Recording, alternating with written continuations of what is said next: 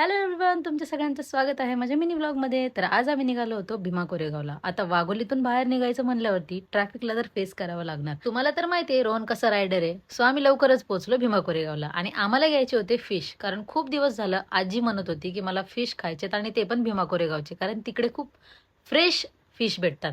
आणि फायनली आम्ही पोहोचलो तिथे. रोहन बोलला आपण आता हवे तेवढे मासे घेऊयात आणि 1-2 किलो आम्ही मासा घेतला आणि आम्हाला तिकडून निघायचं होतं आमच्या जुन्या घरी, म्हणजे आपल्या भीमनगरला. आणि फायनली आम्ही पोहोचलो घरी आणि भाऊने आणि मी फिश साफ करायला घेतले होते, कारण खूप उशीर झाला होता. त्याच्यामुळे पटापट आम्हाला सगळं उरकायचं होतं.